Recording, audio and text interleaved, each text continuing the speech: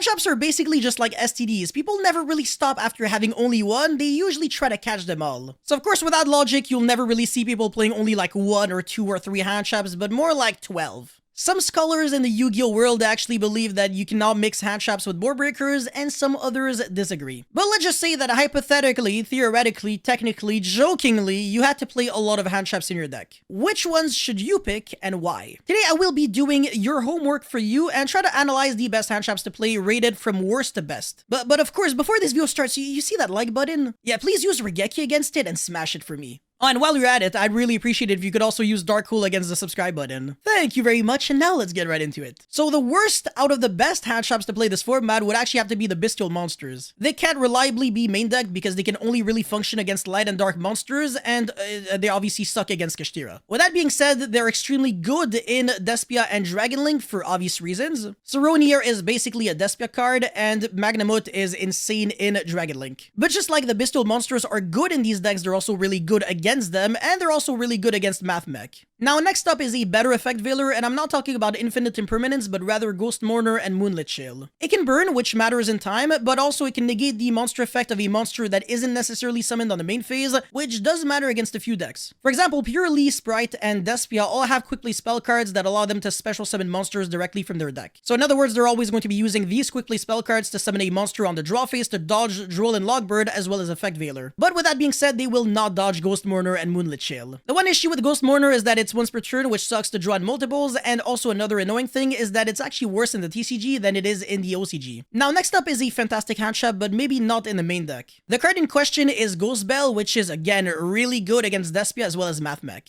The Despia deck will try to use Branded Expulsion to revive back Gimmick Puppet Nightmare on their opponent's board. And of course, the Math Mech deck is going to be using Super Factorial to summon pretty much a Trishula-like monster. This hand trap will save you numerous times, but unfortunately, yet again, it's better off in the side deck than in the main deck. Now, what would this video be without Nibiru? It's definitely a really good card, but honestly kind of easy to navigate around. The Super Heavy Samurai deck makes a Baron very easily, and the Kashtira deck can technically play around it if it summons a Rizard in 4 summons. As for Purely, they can just go Expurely Noir Pass and not even do anything else, and the Despia deck just doesn't really lose to Nibiru at all. A lot of negative aspects for sure, but the surprise factor can definitely get you a W. And sometimes Nibiru might be better on turn 3 after your opponent lets his guard down. You need to know the perfect timing to use this card, but also pair it up with other hand traps so that actually does a better job. Now, Ghost Ogre on the other hand is the kind of hand trap that doesn't really need to be paired up with anything else in order to have some form of impact. It is particularly good against Super Heavy Samurai because it does stop their skills as well as their Link 1 monster. But you do have to be really careful because if you stop the Wakoshi when they have no monsters on the board, they can't use Gamma. So I want to say you should actually be really careful when you have Ogre and not try to hit the Pendulum cards as well as the continuous spells before your opponent gets to summon a monster on the board. Now, Ash is obviously a really respectable hand trap, but its impact is usually kind of low. Unless, of course, you're negating Branded Fusion, in which case it's actually a turn skipper. Most decks can't play through an Ash, so it's usually not that great, but it does hit consistency cards, and it's also really generic, so might as well play it. It's also one of the only hand traps that I can think of that actually does something that is really good against trap decks. Now, Infinite Impermanence has always been one of my favorite hand traps, and for a really good reason. It's really flexible and also retains value even when you draw it as your 6th card. It's also not once per turn, doesn't lose to Call by the Grave or the triple tactic cards. And of course, you can actually set it and then negate spells and traps even if you don't really have back row removal in your main deck. And you can use it to negate cards like Baguska and Vanity's Fiend, whereas Veiler is usually not that great against these kind of cards. I only have positive things to say about this card, but at the same time, it remains a fair card, not really an unfair degenerate hand trap. From here on out, we're moving into the nasty hand traps. Number 3 is Gamma, a go big or go home kind of card. Its effect is technically unfair when it works out, but at the same time, it does come with a drawback of maybe drawing Driver.